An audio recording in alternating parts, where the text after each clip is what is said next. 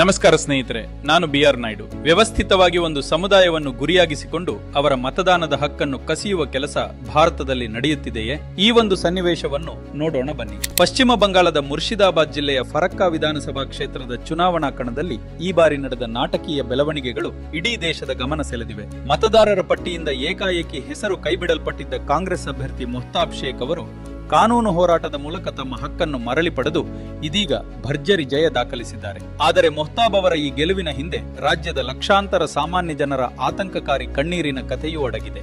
ಚುನಾವಣಾ ಪ್ರಕ್ರಿಯೆ ಆರಂಭವಾಗುವ ಮುನ್ನ ಹೊಸ ಮತದಾರರ ಪಟ್ಟಿಯಿಂದ ಮೊಹ್ತಾಬ್ ಶೇಖ್ ಅವರ ಹೆಸರನ್ನು ದಿಢೀರನೆ ತೆಗೆದುಹಾಕಲಾಗಿತ್ತು. ಇದರಿಂದಾಗಿ ನಾಮಪತ್ರ ಸಲ್ಲಿಕೆ ಮಾಡಲಾಗದೆ ಅತಂತ್ರ ಸ್ಥಿತಿಯಲ್ಲಿದ್ದ ಅವರು ಕೂಡಲೇ ಸುಪ್ರೀಂ ಕೋರ್ಟ್ ಮೆಟ್ಟಿಲೇರಿದ್ದರು. ಪ್ರಕರಣದ ಗಂಭೀರತೆಯನ್ನು ಮನಗಂಡ ಸುಪ್ರೀಂ ಕೋರ್ಟ್ ನಿವೃತ್ತ ಮುಖ್ಯ ನ್ಯಾಯಮೂರ್ತಿ TS ಶಿವಜ್ಞಾನಂ ನೇತೃತ್ವದ ಮೇಲ್ಮನವಿ ನ್ಯಾಯಾಧಿಕರಣಕ್ಕೆ ಈ ಬಗ್ಗೆ ತುರ್ತು ವಿಚಾರಣೆ ನಡೆಸುವಂತೆ ಆದೇಶಿಸಿತ್ತು. ವಿಚಾರಣೆ ವೇಳೆ ಮೊಹ್ತಾಬ್ ಶೇಖ್ ಅವರು ಸಲ್ಲಿಸಿದ ಆಧಾರ್ ಕಾರ್ಡ್, ಪಾಸ್ಪೋರ್ಟ್ ಮತ್ತು 2001ರ ಹಳೆಯ ಡ್ರೈವಿಂಗ್ ಲೈಸೆನ್ಸ್ ಸೇರಿದಂತೆ ಪ್ರಮುಖ ದಾಖಲೆಗಳನ್ನು ಪರಿಶೀಲಿಸಿದ ನ್ಯಾಯಾಧಿಕರಣವು ಏಪ್ರಿಲ್ 5, 2026ರಂದು ಮಹತ್ವದ ತೀರ್ಪು ನೀಡಿತು. ಆಯೋಗವು ಕೂಡಲೇ ಅವರ ಹೆಸರನ್ನು ಮತದಾರರ ಪಟ್ಟಿಗೆ ಮರುಸೇರ್ಪಡೆ ಮಾಡಬೇಕು ಎಂದು ನಿರ್ದೇಶಿಸಿತು. ಈ ಕಾನೂನು ಜಯದ ಬೆನ್ನಲ್ಲೇ ಚುನಾವಣೆಯಲ್ಲಿ ಸ್ಪರ್ಧಿಸಿದ ಮೊಹ್ತಾಬ್ ಶೇಖ್ ಫರಕ್ಕಾ ಕ್ಷೇತ್ರದಲ್ಲಿ ಮತದಾರರ ವಿಶ್ವಾಸ ಗೆದ್ದು ಭರ್ಜರಿ ಬಹುಮತದೊಂದಿಗೆ ವಿಜಯಶಾಲಿಯಾಗಿದ್ದಾರೆ. ಆದರೆ ಗೆಳೆಯರೇ, ಈ ಕತೆ ಇಲ್ಲಿಗೆ ಮುಗಿಯುವುದಿಲ್ಲ.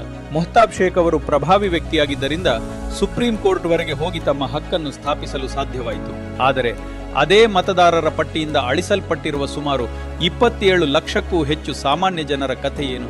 ಅವರ ಪರಿಸ್ಥಿತಿ ಇಂದು ಅತ್ಯಂತ ಶೋಚನೀಯವಾಗಿದೆ. ನ್ಯಾಯಾಲಯದ ಮೊರೆ ಹೋಗಲು ಹಣವೂ ಇಲ್ಲದ, ಪ್ರಭಾವವೂ ಇಲ್ಲದ ಬಡ ಕಾರ್ಮಿಕರು ಮತ್ತು ಸಾಮಾನ್ಯ ನಾಗರಿಕರು ತಮ್ಮದೇ ದೇಶದಲ್ಲಿ ಸಾಂವಿಧಾನಿಕ ಗುರುತನ್ನು ಸಾಬೀತುಪಡಿಸಲು ಬಂಗಾಳದ ಕಚೇರಿಗಳ ಮುಂದೆ ದಿನಗಟ್ಟಲೆ ಸಾಲುಗಟ್ಟಿ ನಿಲ್ಲುತ್ತಿದ್ದಾರೆ. ತಮ್ಮ ಅಸ್ತಿತ್ವದ ದಾಖಲೆಗಳನ್ನು ಹಿಡಿದು ಕಣ್ಣೀರು ಹಾಕುತ್ತಿರುವ ಈ ಜನರ ಆಕ್ರೋಶದ ಹಿಂದೆ ವ್ಯವಸ್ಥಿತ ಹುನ್ನಾರದ ವಾಸನೆ ಇದೆ ಎಂಬ ಮಾತುಗಳು ಕೇಳಿಬರುತ್ತಿವೆ.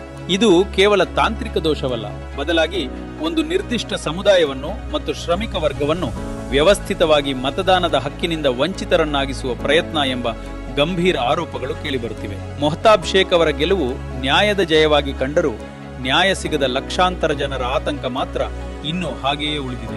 ಒಂದು ದೇಶ, ಒಂದು ಭಾಷೆ, ಒಂದು ಧರ್ಮ. ಕೊನೆಗೆ ಬಿಜೆಪಿಗೆ ಬೇಕಿರುವುದು ಇಡೀ ದೇಶದಲ್ಲಿ ಒಂದೇ ಪಕ್ಷ. ವಂದನೆಗಳು. ಜೈ ಹಿಂದ್, ಜೈ ಕರ್ನಾಟಕ.